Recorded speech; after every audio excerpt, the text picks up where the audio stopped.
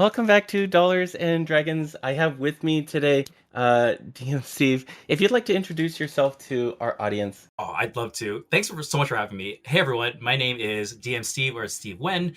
You can find me on Twitter at DEEM Steve. That's DM Steve phonetically. I'm one of the co hosts on Age Represents. I'm a fitness enthusiast. I love gaming, RPGs, all the good stuff. I'm a cosplayer. I do a whole bunch of stuff. I'm all over the place. Yeah, all over the place. So let's talk about the place that first got me really interested to talk to you. Just for our audience, just a brief overview. What is Asians Represent, and why would someone listen to a podcast like that? Yeah, for sure. Asians Represent is a podcast, like you mentioned. It focuses on Asian representation in various, pop culture and media spheres. I think we kind of started off with tabletop RPGs, but we do talk about movies, video games, all that kind of stuff.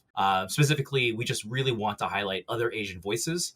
We want to hear everyone's thoughts and opinions and really help to deconstruct a lot of stereotypes, misconceptions that we see in media spheres, as well as deconstruct harmful tropes and where they come from and what we can do to do better. Yeah, I guess tabletop RPGs eventually ran out of bad Asian stereotypes for you to look over. And then you had to turn it Okay, well, the answer is no. There's still a lot of pretty heinous stuff going on.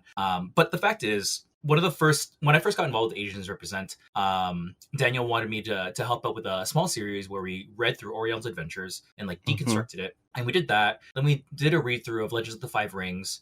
We tried out doing some readings of Kindred of the East for Vampire the Masquerade. And what we quickly realized was that it was really couched in a lot of negativity. We could always complain about these kind of things. We'd always look back on them and be like, this makes us very uncomfortable. Here's the reasons why. But it was really hard at that point to really talk about positivity and how to move forward from it. So although I think those series are great because you can really listen in and hear some really vulnerable, true feelings about how this kind of text impacts people, I think that, at least for us, for now, that's just in the past. We want to focus more on positivity. We want to focus more on kind of the wins in the community rather than these really heinous L's. That said, we do see every once in a while something pop up. I'm like, hey, it's 2023. Maybe don't do your Ninja Wizard Academy. Take a photo with all of you doing weird yoga poses and stuff. I don't know if saw that's that. I don't Oh know. my God. Yeah, I think that was probably a misstep. And it's just wild because, in the 80s you kind of expect that. It was wrong Right. then, it is wrong now. But then it's 2023 and we're still doing this and it's like, Yeah.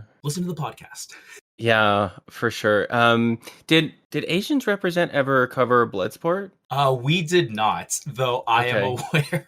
And Bloodsport has this great part in my heart where I'm like, I love it, but also I'm like, Yeah, yeah, it's a guilty pleasure for me as well. I have a tank top that I bought years ago that I still have. It has it's the Kumite and it's got the bad guy and Jean-Claude on it. But yeah, and the more I found out about that movie, it's this is whole cloth. Someone just ripping Asian culture and do you know the whole story about the guy who wrote it? I actually don't, and I would love to hear a Oh, little bit of it. okay. So this fucking guy was a con artist and he pitched this story as true. That's why it says in the movie based on a true story.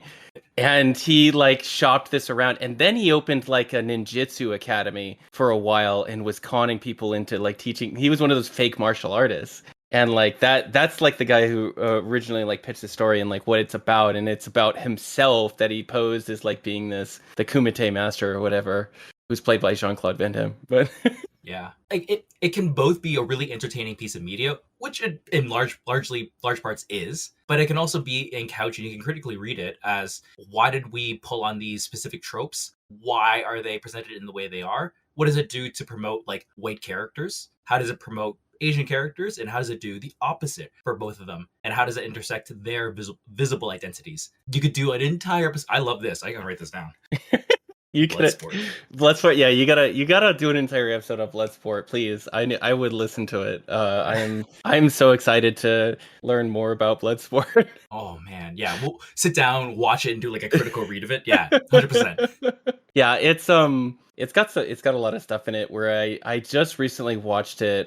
Of course I was high when I did, so I rewatched it, which is how I spend most of my off time to decompress. But that's not ideal. See, that's so fast. I recently watched Enter the Dragon again, and it has Right. that same kind of interesting like history where they didn't write the ending yet. They have these three main actors, and you can see it when you watch it. And it's a black Hmm. guy, a white guy, and Bruce Lee. And it's so interesting to see how the camera frames their bodies differently based on what audiences expect. The black character and the Asian character, they have to be shirtless a ton of the time. They have to be kind of this hyper masculine, sexualized like piece for spectacle, and the white guy never does. Right. And yet the audience, or at least when I view it, the audience still understands that he's still like a suave, masculine person. He just didn't have to take his shirt off for it. And I'm like, wow, Right. that's like really, really interesting. And we should probably talk about that more because subconscious way of navigating art, says a lot about how we will navigate future art and future scenarios. Brief piffy joke. Chuck Norris kind of already wears a sweater though. Yes, that's very true. But that was Return of the Dragon. Oh, okay. Yes, Gotcha. yes. Yeah. That I haven't seen Enter the Dragon in a long time. I probably need to rewatch it. That seems like good material for when I'm high, to be honest. There's Absolutely. there's certain media that's just way better when you're high, and like for instance, like I was trying to watch like the DC. Are you a DC fan? Yeah. You mean the Okay. Justice League, the Snyder's one? Yeah. I was trying to watch those, and I couldn't get into them while sober. And then I got high, and I was like, this is good for when you're high. I enjoyed it while I was high, but I couldn't do them sober. I think it was trying to do a drinking game with Justice League, but that's like 4 hours. By the halfway point, I'm like, guys, I'm tapping out. I'm just gonna like veg out and watch the rest of this. I don't know. Like there was something about the DC movies in this like new generation of them that just didn't quite connect. There's something about them that just wasn't good.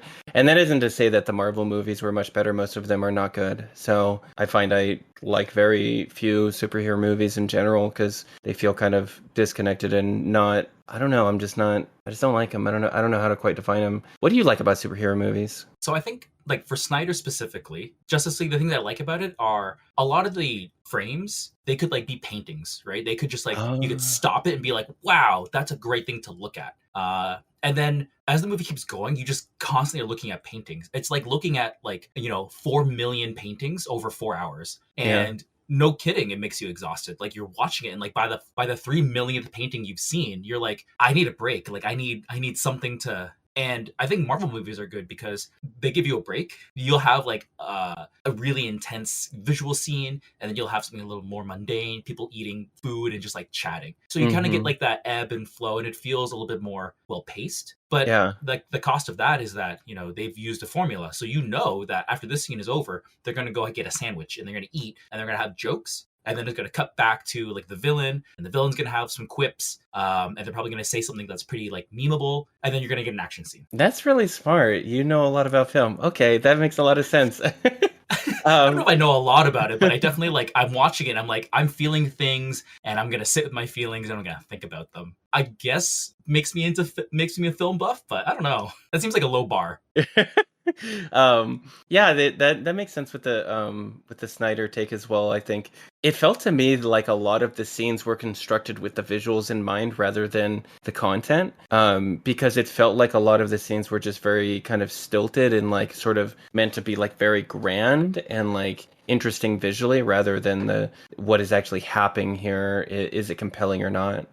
Interestingly enough, I think those like DC Snyder type things, they're a lot like season 1 of RWBY, where you have these amazing fight scenes by Monty rest in peace, and then you have all the connective tissue, and the connective tissue is boring and slapped together and not really good. And you're just like begging for like the next really, really good spectacle scene, and you get it, and then you're just kind of stuck in like a waiting period again. It's like, well, not the best experience. You know what show I've been watching recently that I love is Barry. Barry. It's got that one guy from SNL. I'm just gonna look it up real quick. Not Bill Hader. It's yeah, it's Bill Hader. It is Bill Hader. Yeah, yeah. Yeah. It just came out. The fourth season just came out. It's almost. I think it's almost done with the fourth season. So we have like a few more episodes or something. But it's dark comedy. It's so absolutely just over the top funny, but it's character actor funny. So it's like it's such a great like as far as HBO go. Like this is one of my favorite shows of all time that HBO has put out. Yeah, that one gets recommended to me like all the time. Like people recommend that and Ted Lasso to me. I'm like, I only have so Oh many hours yeah. in a day. Yeah, fair enough. I still have to watch the new thing of Ted Lasso. Ted Lasso is like a good feel good show when I'm just like, I'm kind of sad, so I'm gonna turn on Ted Lasso and I'm gonna feel better. It's so yeah, go My ahead. understanding is that they're both like very character driven, and that was Uh-huh. like their strength. They're like, we're gonna invest all of our time into making characters that are, memorable and likable, and audiences really connect with them, and then the rest kind of falls out of it. I'm like, that's a really interesting way to do a lot of series. Yeah, that's like the opposite of I just started watching Succession, and that's like the opposite where I hate every single one of them, but I'm compelled to watch the show because they're such horrible people. Yep. It's kind of like reality TV drama in that way. Okay, so we got a little off track, but so Asians represent you moving forward, and you with both the show and like your own work in the community. I'm curious to talk to you about what you feel like how the role of like the community manager is sort of evolving, and not just in the sense that they have another hat to put on their head, but how is being a community manager in 2023 different than like let's say even 2015? Gotcha. Yeah, yeah. So yeah, I'm one of the community managers for the Asian Represent Discord. And what we had to do kind of early on, about 3 years ago, when we kind of spun it up, we started off where everyone else does, where you have a Discord, open invites, hey, everyone, like come chill. The rules are like don't be a dick to each other. And very quickly on, I could kind of see that if this was going to be scalable and sustainable, we couldn't just keep progressing on this kind of lackadaisical. We unfortunately needed to actually manage the community a little bit. Luckily, with the support of the rest of the team,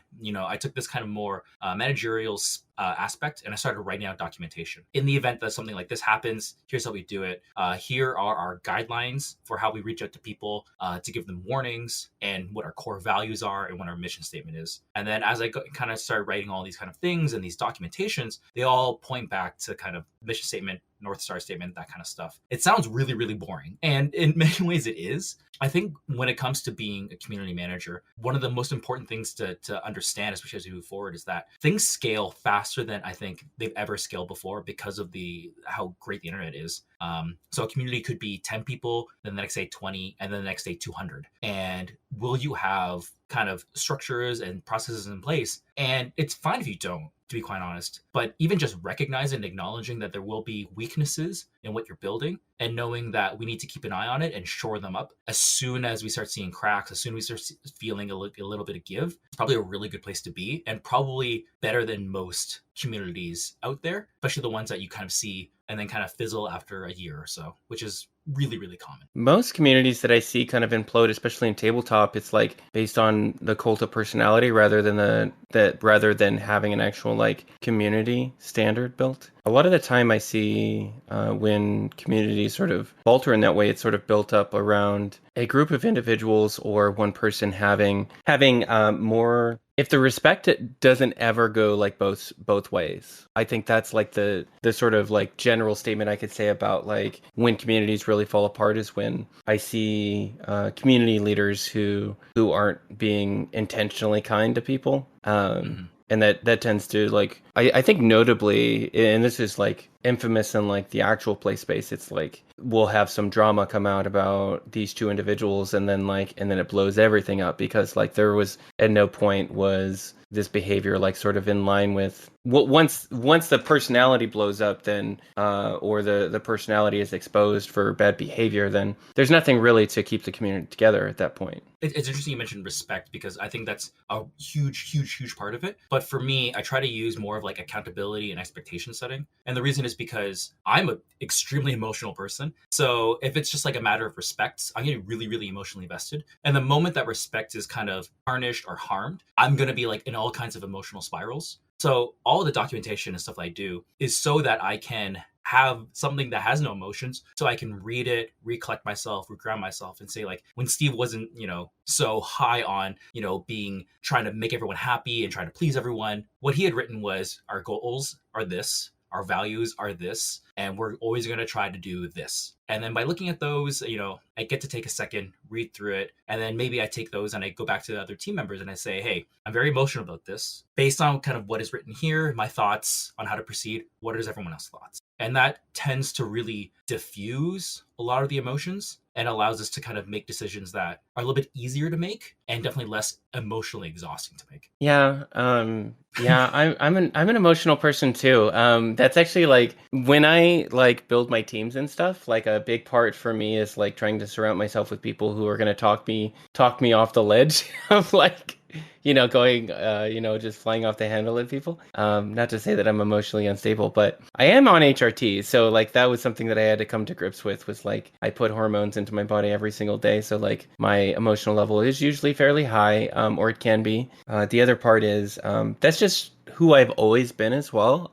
Throughout my life, I've always kind of been like a very emotional person. So if I'm not being emotional, it's because I'm like masking intentionally in order to not get hurt. But for the most part, like for me, and one of the reasons why I've had to either leave communities or protect myself, it's been because I don't like to. I can put up a front that I don't care about what people say about me or if they're negative to me, but like that shit weighs on me. So like I just can't deal with it for an extended period of time or like not clap back. Like if someone harasses me, then I want to defend myself, and that sort of thing is like frowned upon in most community spaces because you're supposed to take the high road and you're supposed to like not conflict with other people when like, I don't know, that motherfucker's rude and he smells like, you know what I'm saying? Like I should be able to say that, but I just remove myself now.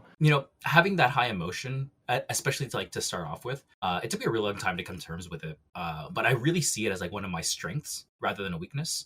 It can of course get me in a lot of hot water, but being so able to feel emotions like that, I think is so great because it drives me to do other things. So like I mean, I've seen, harassment. I've been on the end of harassment, and if I'm able to, and if I'm in a good enough space, I often can use that and redirect that energy towards feedback for community managers, journaling about it in a way that is more constructive, or just like planning for the future. I'm making it sound way easier than it actually is. But there have definitely been times where, I've sent emails to organizations or to people in decision-making positions, and I'm like, this thing happened. I'd like you to be aware of it. And the reason I want you to be aware of it is because I feel like you and I are aligned that your community should be striving towards these things. And that's like a very professional, businessy way of saying, I'm really pissed off and I'm holding my tongue and you need to hear this. I was just smiling because I just thought it was like, I just imagined you with your journal and just like furiously writing, just like that bitch Chelsea. Like, yeah, yes. These days, it's now like a Google Doc that is like deep in like the bowels of my drive. But it helps sometimes. No, I can totally see that because like a lot of the time when I get emotional, I really just want to talk to a friend and like vent real quick and just be like, this motherfucker like said this and like, or this person did this, and it's just like, or whatever. I just got to talk about the latest drama. And like, that's, once I get that out of the way, then I'm just like, okay, I'm cool. I don't care about it anymore. Like, I'm just over it. So my secret, here's the secret sauce for me. Uh-huh. I have a Google document called Twitter threads, and it's full of Twitter threads that never get published. Wow. I'm just like, sometimes I'll get so hung up. I'll be like, I need to make a Twitter thread about this, and I'll write it down, and then I'll stop and I'll read it, or I'll have someone review it, and I'll be like, that should absolutely not be published. Like, this is like nonsensical. It's really easy to misconstrue. My point's not clear, but I feel better, and then I just don't look at it anymore. Oh, talk about the place where your post can be taken as really bad faith, like Twitter. Oh my gosh, like it's stressful sometimes.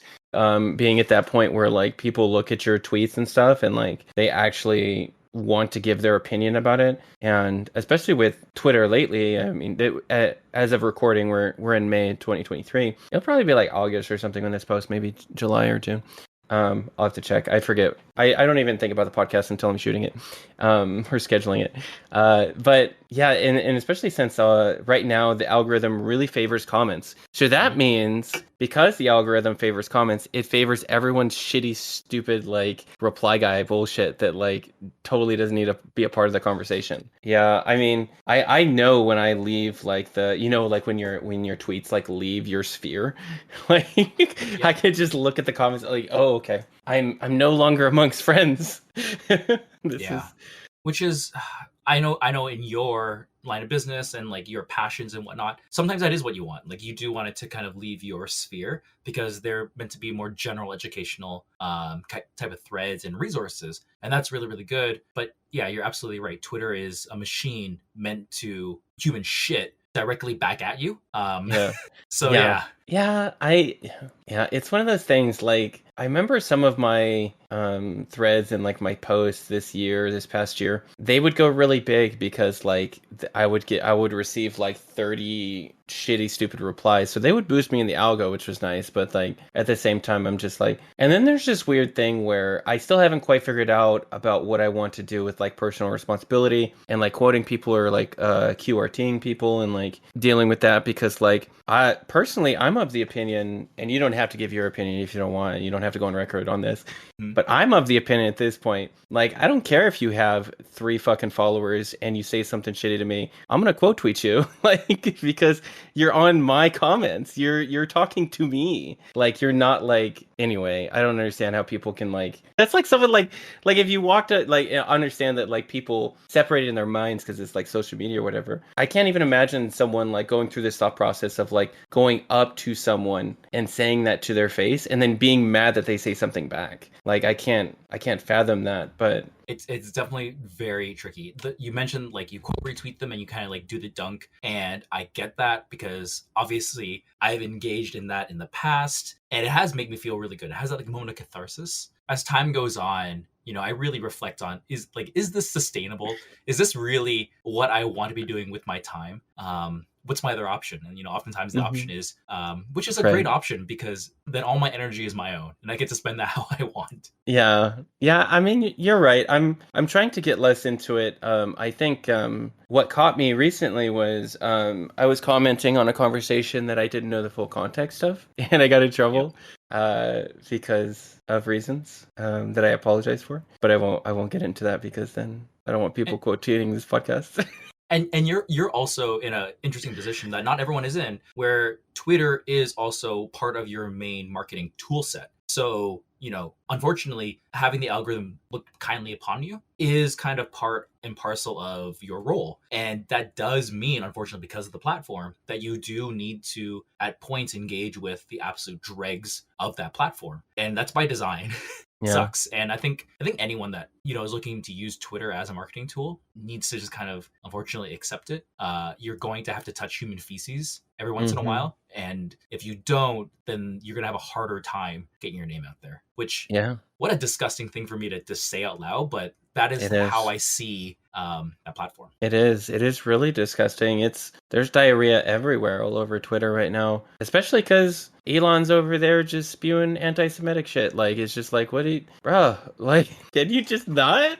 Oh gosh, it makes me so upset because like I was so happy with the platform even last year, and I know a lot of people have reasons to not be happy with the platform, especially like, for instance, my narrative designer and someone I work with a lot, Kiana Shaw, like received a lot of harassment from Twitter because Kiana talked about safety tools, and that was apparently some sin against RPGs back in the day. I think it was 2020, 2019. But I think for the most part, for me now, I look at it as the first draft of my other content when I am making content now, so that I'm still saving that stuff, and I look at this stuff that does well on Twitter, and I'm like, okay, well, this probably would be a good blog post. This probably would be a good newsletter, or maybe I'll turn this into a YouTube video.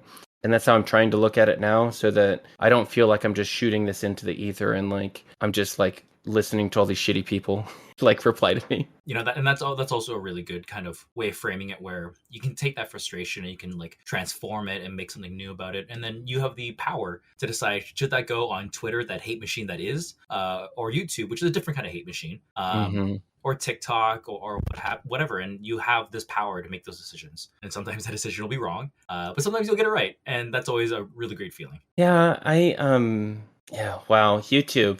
The next thing to be afraid of. I'm starting up my YouTube channel again because I took a break for so long because I was doing other stuff, but I'm actually scheduled to shoot my YouTube video tomorrow. So and I'm just hiring out for an editor, which I know most people don't have the luxury of, but literally like the money that I get from Patreon. If you'd like to support the podcast, you can support me on patreon.com/isfriday.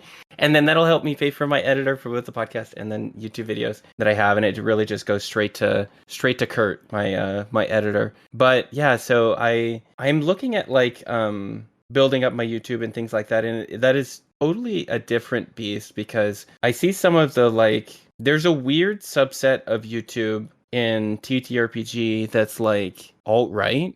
It's the best way to describe them because that's what they are. And they regularly like make content that literally just hates on people, and it's like just very, I guess, depressing. It just seems very depressing. I don't know. I'm Yeah. waiting for me to pop up on some of these channels because like they've been targeting a lot of my friends and like people that I work with, and it's like, okay, well, when is it my opportunity to be slandered by these hateful people? Yeah, it's definitely jarring. It takes getting used to. No one should have to get used to, but you do get used to seeing your face kind of plastered on thumbnails and whatnot, and you're like, wow, like this is extremely hateful. And then there's always that itch, that human itch to click on it and hate watch yourself. But obviously, I think it's very clear that hate watching yourself probably has very little value in the grand scheme of things. And sometimes you gotta really like work through those emotions and figure it out. And that is what I mean by YouTube being like a hate machine. Yeah, It can be really, really harmful. yeah, I mean, that said, YouTube has this kind of interesting way of allowing people to do long form visual media. And if the goal is to illustrate a certain point of view and like make arguments and present things in a certain way, YouTube is a really great way of doing it because visual medium just kind of has a special kind of power over people. And then, of course, the level up from that is actual, genuine human conversation, talking to someone, having them connect with you, connect the dots, extend those thoughts, make more connections, so on and so forth. But that one is just not sustainable. You can't have a yeah. conversation with every single commenter there. Well, you have to kind of accept. I had someone come up to me in public the other day and Yeah. recognize me. That was weird. I'm only used to that at conventions because that's normally when people recognize me and they're like, "Are you Friday from Twitter?" I'm like, "Yes, I am. I'm that bitch."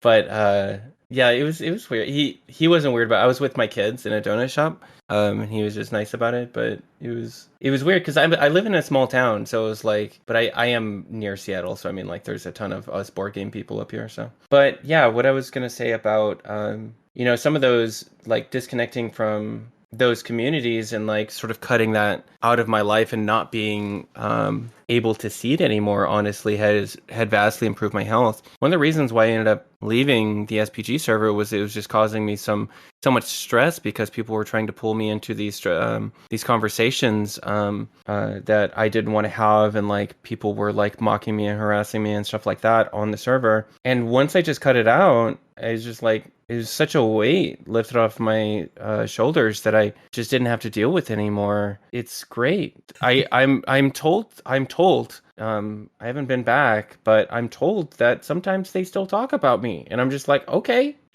They follow my Twitter feed just to fucking their hate in the Discord about like what I'm talking about. I'm just like, oh my god, like get over me. You're so obsessed. Yeah, and I'm glad you have that in mind of it, because it costs you zero energy to hear about this and you move on, but they're expending cycles and cycles of their time doing this, and it's it's, I don't want to say pitiful, but I do pity them. Yeah. In that, I'm sure there's other things you'd rather do with your time, but you're kind of stuck in this kind of situation, and you're with these other people that encourage you to engage with that level of toxicity. Not to mention, the administrators and managers of the SPG space. This behavior has ripple effects, and oftentimes the effects it has cannot be seen. in a Discord server. Mhm. And I talked about this with the Asians Represent Discord and things like that. If someone says something like that and it's really toxic, chances are what will end up happening is people will just leave and not say anything, and they'll just encourage more people to join the conversation in this toxic way. And very slowly, with nothing being shown on the surface, you've just kind of created is based around that kind of behavior. Probably not what you want. That's what they have right now, yeah, and that's what I hear from the other people who are still in there. Is like there's just a bunch of really spiteful, unhelpful people in that community who just create a lot of noise and don't help people as much as they, what was the atmosphere last year even. And that is not to say that I don't think SPG does a great job. They just don't have enough people to moderate it. It's the one or two people, and I don't blame some of them for not wanting to moderate it, because it's like, it's terrible. It's actively like you have all these people who are rules lawyers who are trying to skirt the community rules constantly. Exhausting, honestly. And then you have to deal with the fact that, if you start like handing down really severe crackdowns as a company, then you're gonna end up like creating some false sense of like, I guess, witch hunt, against some of these people, because that's what they'll call it. They'll say like, this is a witch hunt and all this stuff, because I know some of those people are, but it's not an easy problem to solve. They just need more money. I think that's what it boils down to. They just need two people that they can hire like part-time. They just don't have that capacity right now, unfortunately for them. How have you kind of dealt with that, or seen that dealt with, as far as like super big communities? Like, what do you think is the best way to sort of approach accountability, like you said, and enforcement? What's really important is to have goals and expectations in mind, and be as transparent as possible with them. When people join your community, they should know what the community's core values are before even engaging with people. Now, most people obviously kind of glance at them and kind of move on, and that's fine. That's not the purpose of the core values. The purpose of those core values is that if you need to, you can point back to them. You can tap the sign, as it were. As a reminder, we typically don't engage in conversations this way. Instead, we engage with them. That probably sounds like very, parent talking to a child. I think that's good, because what it does is it kind of removes a lot of the energy that moderators need to spend on these kind of things, and they can just kind of tap signs rather than have deep conversations. We talked about money and time, and obviously that's going to be a constraint. No matter how much you have, you're going to be constrained by something. So you want to spend that energy, that time, that money as efficiently as you possibly can. And one way of doing that is making sure you have tools that are sustainable, that don't require a lot of input, that can bring some value to it. That can, of course, and as like a word of caution, that can be taken to an extreme. So are you aware of the Mod Squad? Yeah, I'm vaguely aware of them, yeah. Yeah, so it's a paid service. You invite them to your server, you pay them a bunch of money, and they moderate your server. And for like a lower tier of service, they will just copy and paste rules and then delete messages. That is a horrible user experience, because what'll end up happening is they'll just like say a thing like reminder rule, and then you'll just see a bunch of messages being deleted, and then you'll see people like asking questions and being like, "Can I get some clarification?" And then you'll start seeing mutes and bans, and that is taken to like a really unhealthy extreme, where now you're kind of punishing people and you're creating resentment. And when you do that, typically what happens is people hold on to the resentment and they find different ways to lash out. And that's not what you want. What you want is you want to guide the community. You don't want to strap them in and constrain them. This was like a really roundabout answer to say that I think try to make it as concise as possible. Having goals and expectations clearly defined is where you need to start. And then at least you've got that foundation, you can start making decisions that hopefully are a little bit more grounded, and probably more importantly, people can kind of align and look back to, so that we kind of stay on the same page. Yeah, that makes a lot of sense. I think so I've seen that play out actually in a community before. I was a part of a role-playing community for must have been like 15 years, and the administrators had like kind of a role as like both the storytellers and then also the administrators, and they had sort of a hands-off like I'm only going to enforce the rules and then like not communicate the specifics of those rules. And like there's all this kind of secrecy. Everything's done behind like closed doors. And that was an incredibly toxic community, because it was very difficult to and of course, no surprise to anyone in the community, some of those administrators were abusing their power, and like some of them were doing really heinous stuff through to no one's surprise, because like when you try to bring this stuff up in public, they would literally ban you. Like if you tried to bring up any sort of anything that might have been like communication between you and staff members, they will fucking ban you. And that's like the worst. That was the worst, most toxic, abusive community that I had ever been a part of. And I guess I finally like had enough after like, being a victim of abuse for as much as one can, like in a role playing setting, I mean, which is still abuse, but I just don't mean like I didn't have any physical interactions with these people. Yeah, it is wild. Like some people get like this little modicum of power, this little granular salt fucking bit of power, and like they completely lose it. Awful. Truly awful. Okay. All right. I'm gonna try and move on. You've done some consulting and you've done some writing for Unbreakable. What was your piece for Unbreakable, and like you want to talk about that? Yeah, for sure. So on Unbreakable Volume 1, I was one of the writers editors. I wrote a Vietnamese inspired adventure one shot. It was called Hearts of Flame at Lam Bieng. It was my take on just climb a mountain, do a dungeon, fight a monster. Very like crunchy. We're just gonna fight our way through this. And I really enjoyed writing that one because I have this like very visceral memory of being in Vietnam when I was a teenager and climbing a mountain and just hating my life. It's 100% humidity.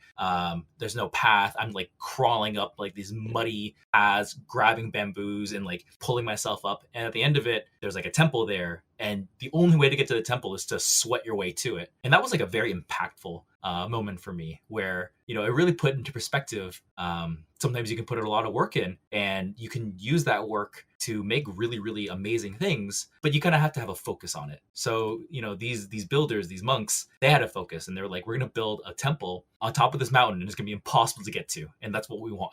And I'm like, great, that's amazing. So I wrote this adventure all about monks that live on a temple at the top of a mountain and you fight your way up there and then you try your best to save the monks. And yeah, it's just like, it's a good old punch in time. That sounds great. That makes me wonder, like, so there must have been like heavy ass materials to build this temple that you went to as a kid, right? What was it made of? Was it made of stone or was it like made of wood or? It was all made of stone and wood. Oh my God. Oh my God. It's wild. It was probably built in like the 50s probably. So they probably had the help of like machines and diesel powered engines and things like that. So maybe they could help it there. But at the end of the day, putting a building on top of a mountain is never an easy thing to do. Yeah. So it was just great, and the fact that they didn't make it easy for you to get there either. They're like, we spent a ton of time and money and power building this. You're gonna work for it. Yeah. That was kind of special. I like that. Not very accessible, but yeah. Did they have plumbing or? So I believe they had, I didn't use the washroom while I was out there, but I believe they had latrines, but they did not have running water, which was pretty typical. You just like collect rainwater and things like that. Oh, okay. Yeah, it rains a lot of doesn't it? When it's monsoon season, yes. Okay. So it can get pretty wild there, but it's never typically dry. Like even the dry seasons, like the winter months, it's not really that dry. Of course, it's a big country too, so like it depends on where you are, your latitude, how high up, things like that. But in general, it's a pretty tropical country. Did you you don't have to answer this if you don't want. Did you grow up there, or did you just have family there? Or were you visiting, or like? No, I'm happy to talk about this. So both my parents are refugees from the Vietnam War.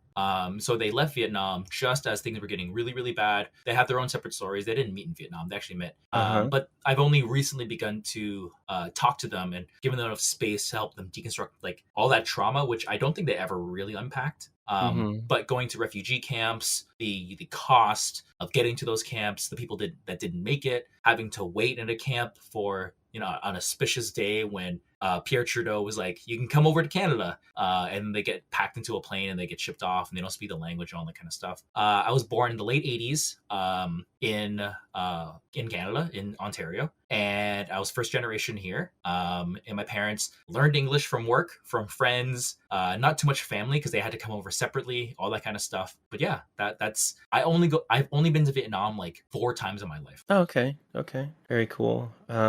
Yeah, I started to get emotional about that because I used to.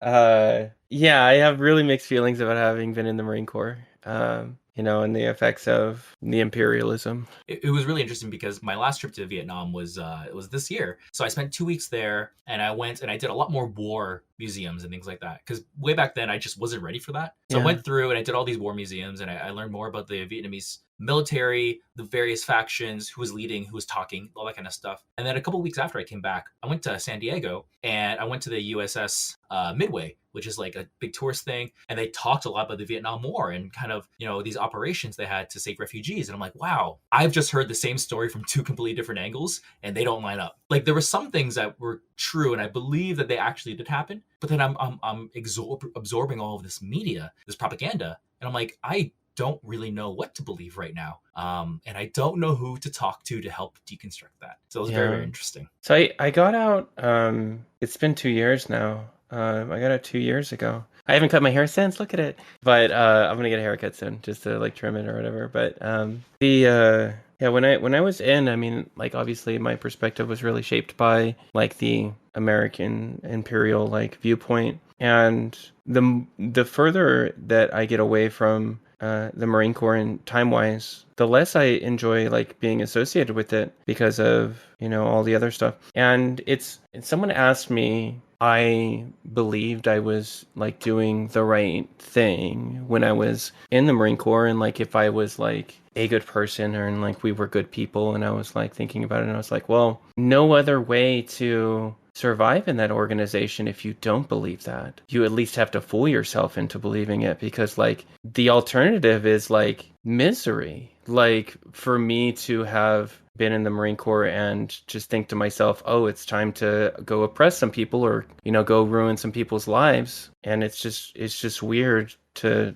really think about and sort of look back on like when people say that, and people don't, I suppose, ever want to admit this, and even to myself, like I don't like to admit like the effects of like the culture and the very, I would say, subtle brainwashing, but it's like at a certain point like it truly is, because and it doesn't necessarily matter if you inherently believe it or not, because regardless of what your personal beliefs are, you're still within the machine, and the machine is doing a particular thing that you have no say in.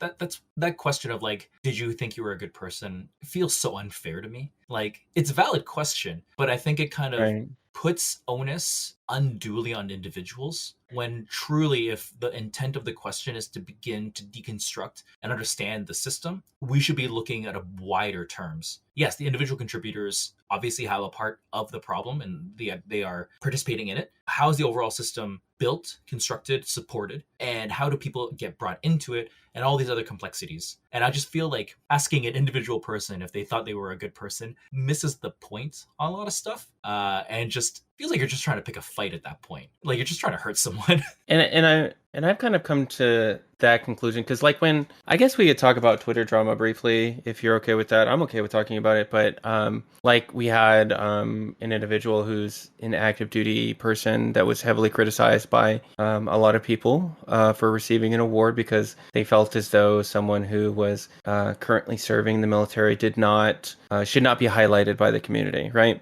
And I felt a lot of that criticism like was also aimed at me, because I was a careerist. I was in 13 years. I did not make a mistake and like get out immediately. I fully invested myself in it, and I could make a bunch of excuses to you, like it was like me chasing gender and all this other stuff, which it was. That doesn't necessarily matter, because I made the active choice to continue that lifestyle, whatever my reasons were. So I feel like the perspective from my end is like, and I saw it.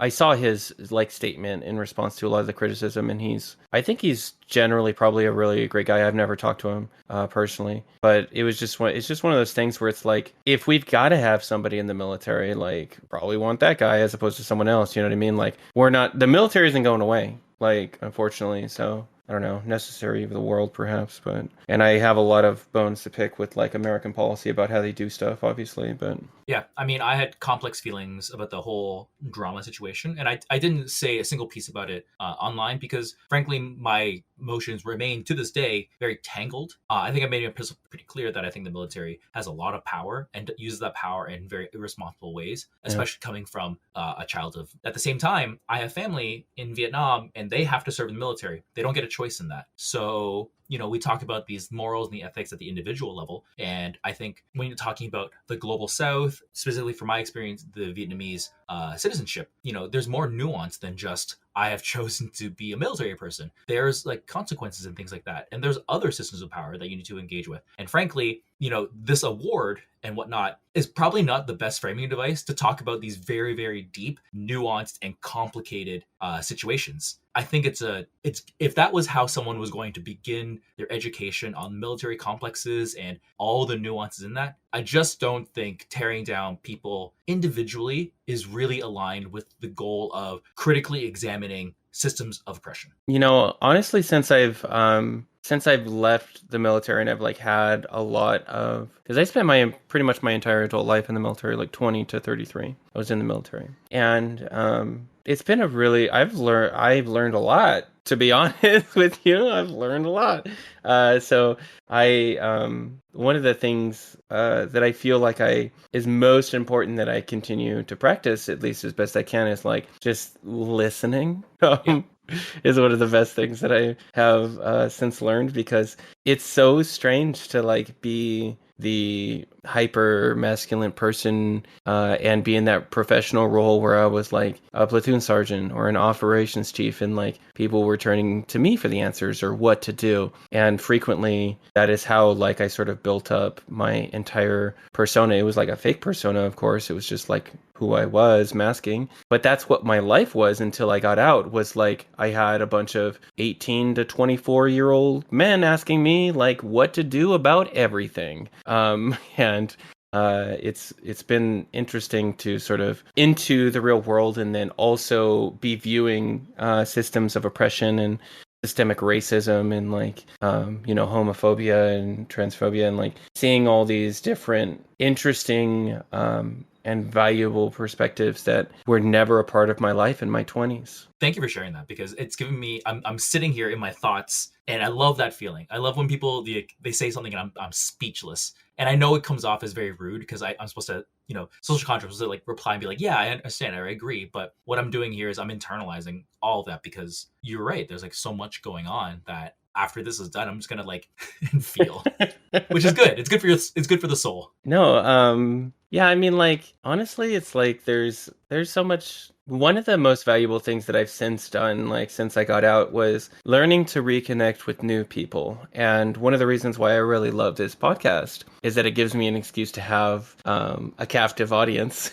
in order to share my feelings with, but then also to hear other people's perspectives and their wisdom. And I think one-on-one conversations where we're focused on one another is something that honestly we have lost in a lot of ways, because we always have something else going on or the next thing to get to in our lives. I know it's easy for me to do this for various reasons, but I do still get a lot of joy of kind of going into restaurants and bars by myself and finding someone who I think would be like okay to talk to and just strike up a conversation. There's other stuff going on that lets me do that, and that's not for everyone. Sometimes I do get to like talk to some wild people. Like I think it was like 4 years ago, this bar doesn't even exist anymore. I was talking to a guy and he owned like a diamond mine or like an emerald mine, like something like that. And I was like, wow, you're rich based off of like labor that you don't even understand.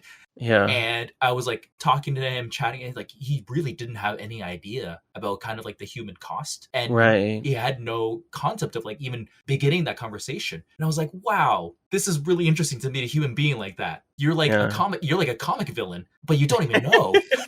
And I obviously I didn't say that to him, but I was like, wow, I met a human being that's like, you're like Lex Luthor, like, yeah, except like less aware. Yeah, that is interesting. I was with you though until you said then you strike up conversations with people. I was like, yeah, I go into restaurants by myself all the time too. I don't talk to anybody though. No, I understand that is a thing that I can do comfortably, and not everyone gets that. I think wait, let me think about this. I think I was definitely more comfortable striking up conversations with people when I was still presenting as a man, because there's a lot more safety in that. But like, yeah, sometimes I like, and it maybe it happens less nowadays, but like sometimes I go into the corner store and like there will be like, and I live in kind of like a rural town. I don't mean to stereotype anyone, but And there'd be like 6 truckers in that convenience mart, and they're all like staring at my tits or something, and I'm just like, okay, well, Yep. But yeah, it's definitely, it's also wild how my perspective has changed in the last couple of years, since coming out, and like how I interact with people differently, and like how people treat me a little bit differently. And people over time, I've noticed, are starting, as I become more feminine, they are treating me more like a woman, like over time. And that is that's kind of cool. But yeah, it's definitely something that I think about, perhaps sometimes too much, and I think it's important. I saw actually a comment by you once that stuck with me on Twitter, about. Uh-oh. No, it was good. It was about, if I remember correctly, it was about, like, we're talking about the hyper masculine, Yes. hyper masculine version of like Asian men, and how you have to sort of fit like this. You have to lift weights, you have to like be fit, you have to be like very macho, and you also have to know martial arts and stuff, and that's like a requirement by some people because of the way that media has trained them. And I believe your comment was, in regards to that topic, that if you are defining your own masculinity and you are defining yourself as a person and what you are proud to be, then you are no longer relying on other people to give you that power, that satisfaction, or that confidence. That's something that a lot of men need to hear more of. Having been more vocal about fitness and things like that, and I generally present like as a fit person, and people look at my body and like, wow, that's a person who's like put a lot of effort into it, not knowing there's some like other behind the scenes stuff going on, like Photoshop and diet and privilege when it comes to money, and all that kind of stuff. At the end of it, yeah, I think the way you present and the way society expects you to present is extremely nuanced, and I think every single individual needs to spend time to just think about how that's affecting you and your choices, and how that affects generally your happiness, your contentment, your satisfaction in life. Yeah, I talk about this a lot because, you know, the hypermasculinity of being Asian and a man is so wild, because it intersects this kind of idea that I'll tell the story. So the last time I was in this like smaller town, it was like a cowboy bar. So I showed up and a bunch of people just like wanted to pick fights with me. And I was like, I was like 19 at the time. And I was like, what is happening? Like, why is this going on? And it took me a really long time to figure out what was going on. And it was because I looked like a fit person. And what they were doing, these were white men, what they were doing was basically they wanted to pick a fight to prove their own masculinity, because no matter what happened, it would always reinforce their white masculinity, which is if they could beat me up, they got to say that I beat up an Asian man, and that has power because of association that, you know, genetically I have like martial arts and this kind of stuff. Like I'm predisposed to kicking ass. Or if they lost, one, they probably get their friends to beat me up and just gang up on me, but they couldn't actually lose because it was unfair to start with because I'm an Asian man. So no matter what the outcome of that, through violence, they could define and reinforce their own masculine identity. And that took like years to figure out. But now that I understand it and I understand like kind of where this is coming from, I can then take that energy, that outlook, and look it back at myself. When I go to the gym and I work really, really hard and I diet and I maybe abstain from certain foods or things like that, do I do that because I'm trying to reach a certain external goal of what I think I need to be, or am I doing it because it's like an internal thing that I really desire? And that is like an ongoing question. It's like an answer in progress, like forever probably. Yeah. But I think it's good to have that. And one of the things that I'm afraid of is, I have a couple of comments. Like, first, like I shouldn't, but my problem is that a lot of white trans femmes are sex workers and they have amazing bodies. So, and they're all skinny. And like one of the things that I do is directly opposite of like that sort of lifestyle and setting myself up for it. I power lift. So like I'm not going to look like that like ever. So like I'm coming more to terms with like trying to find not necessarily trans femme people who look like me in order to like sort of model my self-image a little bit better, but then also coming to terms with just being happy with the way that my body looks has been kind of a difficult road for me, because I've never had that in my life, because I went so long being in the closet and not understanding like the reason I'm not happy is because I'm not a woman, not because I never even used to like take my shirt off at the beach. Now I'm obviously really comfortable, like, you know, when I'm, you know, wearing whatever I might be wearing. It's a different kind of feeling, even though I'm not skinny right now, even though I'm not like in incredible shape right now. I just work out a regular amount. I don't have like a super solid diet right now. It's like I'm a writer, okay? So um but I still feel good about my body more than I ever did as a man. So like it's been kind of a weird emotional journey. But then the thing that on the flip side, to sort of I think connect with you a little bit, one of the things that I'm really afraid of is like with all the harassment of trans people and men treating me like men in order to sort of like protect someone because they see me as a threat or something like that. I'm afraid of that, not because I can't defend myself. I can. I've done martial arts for over 10 years. I'm fairly strong. I'm not worried about some fucking guy who doesn't know how to fight. I beat up plenty of people who don't know how to fight. It's not very difficult. But there's also like the weapon question. Like if they have a weapon, then it's, then it becomes deadly. But yeah, it's something that I constantly have to worry about now, even though I live in Washington State, because like there's like microcosms of these like liberal hubs, like within like Seattle and maybe like Tacoma.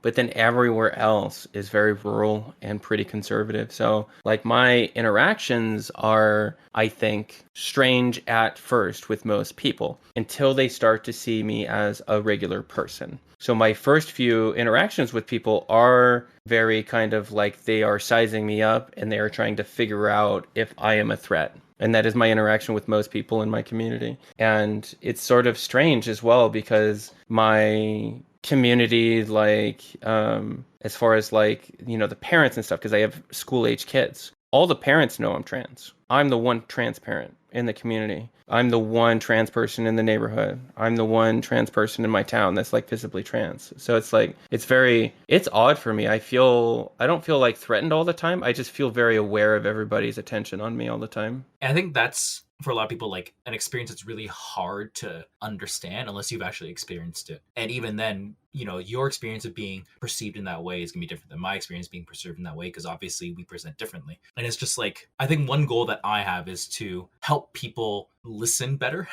to maybe push back on them when I feel like they're not actually listening, but then to also give them encouragement and encouragement to continue trying to listen better. These kinds of stories, tabletop RPGs, and other forms of media like that. That's a really, really good way to begin exercising that listening muscle, as it were. I love this conversation.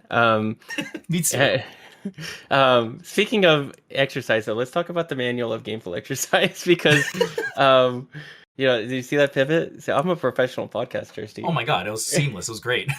Yeah, let's talk about it. How did this? So you said you worked on this for a year or more. Like, how did this come together? Yeah, it was a year. So the manual game exercise is like over 100 workouts. There's one for each D&D 5e subclass. And I just kind of built out workouts given my general experience at the gym with other coaches, so on and so forth. But yeah, it took me about a year to do it because everything had to be tested. It's one thing to like write down a workout and be like, yeah, that looks like it's good. It's a whole other thing to actually get out there and actually try it. So that was definitely an experience. And that's why it took so long, because I would write a workout and then I'd go and do it. And then I'd be like, wow, this is impossible. No human being should be doing this. It's not valuable. Oh, it's not fun. It's just suffering. So let's dial it back. Let's like go back to the drawing board and figure it out. And that happened a lot, to be quite honest. But It did take me about a year. And I was just trying out all these workouts, making tweaks and things like that. So yeah, I at the end of it, I had this PDF. It ends up being, I think, 119 workouts, 5 extra ones just because they didn't fit anywhere, but they were still really good workouts, and I included them. And they have tables and stuff, so you can roll, you can do all this kind of stuff. But at the end of the day, it's a bunch of workouts that are each kind of aligned with one of the D&D subclasses, which I thought was kind of gimmicky and fun. Yeah, it looks great. I have not started this routine because I think it would destroy me. But well, that's the other thing, and I kind of hid this behind a lot of the intro and things like that. It's not really a routine. It's not really designed to go start to finish, and it's not like a 9-week program where like if you do all 9, you should be getting these kind of goals. What it is just like a collection of workouts, and if one resonates with you and you get joy out of it, mission accomplished. That is what it's there for. If you do a workout and you're like, wow, I really hated that, but at least I'm moving and I feel good about myself for that, mission accomplished. Yeah, that's what I wanted. I think that general mindset really helped to kind of shape up how the text came to be, and I think why a lot of people resonated with it because it was very low pressure. It wasn't like you're committing to a nightly program. I think I say in the intro that if you just look at the book, what you've done is you kind of committed to yourself and showing through, you kind of care a little bit about moving your body. And maybe that's all that you need today. Maybe all you need to do is just think about, maybe I do want to move my body. And maybe I do want to think about how the wet meat in my skull interacts with the wet meat under my skin. Yeah. And that's great. Everyone should do that at least a little bit. Damn, you're such a good motivational speaker. Is that motivating? I'm just kind of like talking about what like I think brings me joy personally, and what I wish for other people in the end to be happy and joyful. Yeah, I think that's wonderful. I love it. Well, I'm gonna buy it, but well, even if you don't want to buy it, there are coupon codes on that page, so you can just pick up a copy for free, which I thought was really cool because I didn't know that was a thing on DM's Guild. But I was talking to some other content creators, and they were like, "Yeah, you can put up coupon codes, including 100% off. You won't get it won't count towards kind of your medal status, like the platinum, the electrum awards, but people can just have it for free, and that's totally an option that's there." And I thought that was really, really cool. Yeah, I'm gonna include a link to it in the description if you want to check out DM Steve's manual of gainful exercise. And maybe do a workout or two. I would say for my routine, especially like being a pro GM and like being a game designer, like it can be very easy to just get stuck in this fucking chair. And forcing myself to work out 3 to 5 times a week has really kept me productive, and it's such a valuable use of my time, especially with I believe I'm neurodivergent, and it really helps me focus. It making sure that I work out. If I don't work out, I see a huge drop in my productivity as far as like being able to focus on stuff personally. So I don't recommend it to people saying that they need to have a brain like mine, but I think most people in general, and there's science behind this, that if you are active, your brain works better, you're able to focus more and things like that. So, and it's also a stress reliever, right? It's a great stress reliever. And, I have now gotten to more of the science, and apparently there's not a lot of study on this, but the nervous system, like throughout the entire body, I don't know if you know this, but your brain relies on nerves quite a bit. But how that pathway and how that engages and its efficiency, that also needs like a little bit of love and attention in order to stay efficient. If you don't have those neurons, those nerves kind of firing fairly often and trying to like figure it out and knock out the cobwebs, as it were, it can actually be really, really hard to do things that you want your body to do in the very moment of it. It's actually one reason now when I go to the gym, and I'm getting older too. I turned 35 this year. I spend the majority of my time. Yes.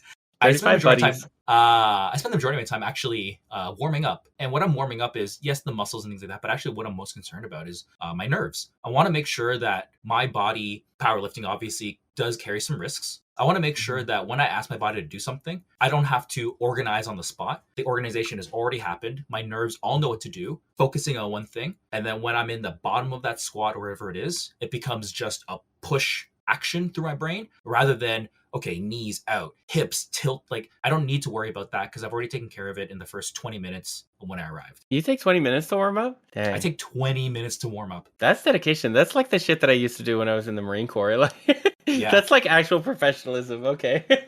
Well, I mean, I have a ton of injuries in my body. And a lot of it came from like that machismo that we were talking about. It's like, I don't need to warm up. Let's go do some like heavy 5x5 squats. And then, wow, my back really hurts. I wonder why. Yeah. And then I have like multiple injuries. Like I pushed myself too hard after too many months kind of sitting in a chair. And I ruptured my Achilles tendon. And that was like a big, big problem because, I lost my ability to walk. And then after that, the rehab was extremely painful, very emotional for me. And now I sit there and I do 20 minutes of warm up because I refuse to just like abuse my body in the way that I was. And 2, it makes my actual time with the iron more efficient. I get more value out of the limited time that I have there now, which is kind of nice. It's kind of a different way of framing it. Like I could spend 40 minutes under the bar, or I could spend 20 minutes warming up with another 20 minutes under the bar. And that 20 minutes is actually just as valuable as that 40 was. Yeah, that's, so I switched to, are you familiar with Starting Strength? Is that the 5x5? 3x5, but similar sort of like makeup. So it's like just 3 Olympic lifts as a major form. And then maybe you can add some other stuff if you want to, but for the most most part. I dropped since I need to set up my bench. I'm such a lazy bitch. I dropped the bench because I have shoulder issues, but I still should probably bench with lightweight. And I have not done deadlifts because I've kind of put it off because I need like mats to deadlift because I have them in my garage. Other than that, though, I do still squat 3 times a week, which basically has resulted in like my ass like quadrupling, which is great. And like my thighs are super thick now, but I'm like in this weird spot because it's like all my and it's funny because of like the way that hormones like interact with my body now, and I noticed like all my weight basically went to those spots anyway.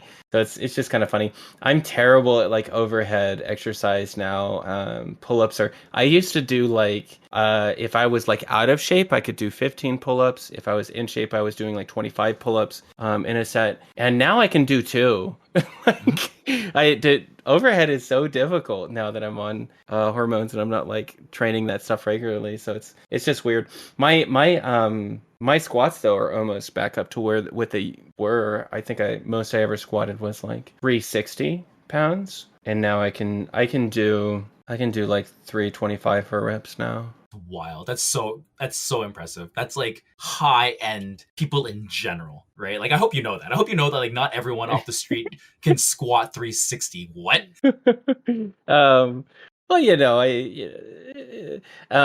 but yeah, so I'm trying to get break 400 eventually. That'd be great. I think that's sort of like the end goal, and I'm not 400 regularly because that's probably not sustainable in the long run. But I would like to get back up there. Most of my concern is like being useful with my strength, and that's why I kind of switched to like the minimalist, like Olympic style lifts, because it's all like functional stuff. I'm not really into bodybuilding, like, and I don't want it. Consequently, I want a body like a bodybuilder, but I don't want to do a bodybuilding routine. So like, it's just something I got to give up, I guess. Absolutely. No, I'm in the same way. It's like I could, transfer my body to this, but I really like beer and I really like bread. Yeah. And I'd rather eat beer and bread and lift really heavy than actually lift less weight and have a six Yeah. pack. In fact, I don't Yeah. even have the genes for a six pack. I would just have like this like weird kind of like belly, and like I wouldn't be happy with it. I'd be Uh-huh. dehydrated. Give me some beer. Right. Yeah. That's such a weird revelation was for me as well. Like, some people are earnestly like they just have like the genes for like stuff like that.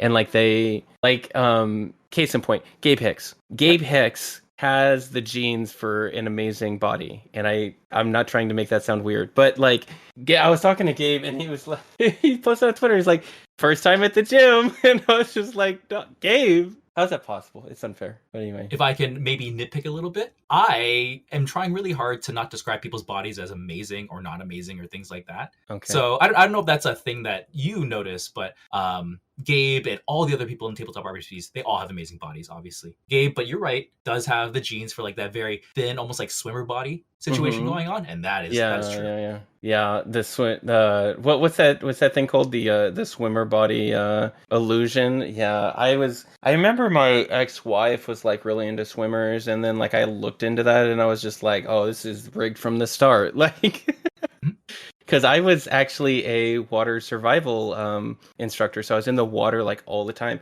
I never got a body like that. Like, and it's just like, well, that's because I'm not a competitive swimmer. The people who succeed at competitive swimming have that body type because like that's the type of body that succeeds in that sport. So it's like this illusion created by genetics, essentially, in our sports system. It's wild.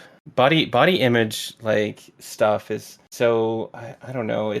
I'm dealing with like a whole different set of like expectations now and like appearance, and that's been kind of strange for me to sort of wrestle with. But yeah, I definitely and yeah, you're absolutely right. I think it's much more important that people just be healthy if they can in whatever way that they can, rather than focusing on necessarily like what they look like or that their perceived like ideal image of themselves. Even in the RPG spaces that we're in, and we're seeing a big change in it, even in the art and the way bodies are presented, we're actually seeing kind of this new idea and new body types being introduced that are really, really mainstream or getting more and more mainstream. And I think that's a really, really good thing. So, if you go back and you look at Dungeons and Dragons from the 80s, the 90s, everyone was like thin, and the only people that were fat, villains, and basically just villains. That was it. Yeah.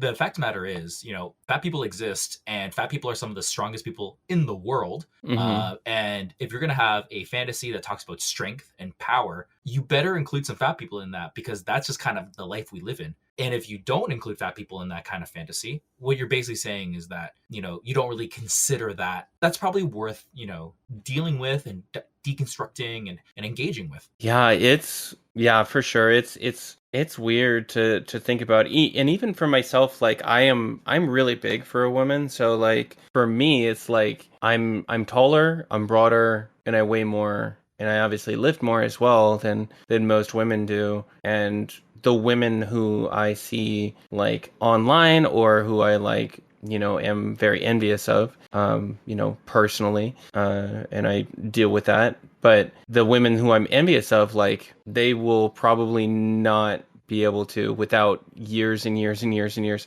of practice, get to where I'm at as far as like lifting or like doing stuff like that. So I think it's good to just practice more self-love. I agree with that. I hope a lot of people can agree with that. Yeah. And I think that's a good place for us to wrap up this episode. Did you have anything that you wanted to mention that you have coming up, or you wanted to point people to that we can put in the description? I would say if you liked listening to my voice, you should definitely check out the Asians Represent podcast. That's on Twitter at AZNSRep, or AZNS, whatever. You can see some of the work that we're doing there. A lot of cool episodes coming up. I've been actually in talks with a bunch of guests to set up a really, really cool short series with Daniel Kwan and Jeremy Blum. So that'll be really, really interesting. It's about comic books and being an Asian creator in the comic space. So I think that'll be really, really interesting. Cool. Otherwise, you can follow me on Twitter at DEEM Steve. That's DM Steve phonetically. It stands for slip into my DMs and let's talk about, I guess, lifting and body image, because that's what's on my mind right now. But no, you can definitely follow me there. You'll see my name hopefully more often as the year goes on, and other charity streams, panels. Undecided if I'm going to go to Gen Con, probably a no on that one, and also undecided for Big Bad Con, but it definitely is on my radar. Yeah, I would love to see you at Big Bad. I'm gonna try and go. But yeah, all of the links to what Steve's talking about and Steve's socials. You should follow Steve on Twitter, at least. If you're on Twitter, you need to see what Steve is saying. Hi, thanks for listening. If you want to support me, you can find me on Patreon at patreon.com/isfriday, or you can find some of the work that I'm doing at vineyardrpg.com if you want to pre-order the book that we made.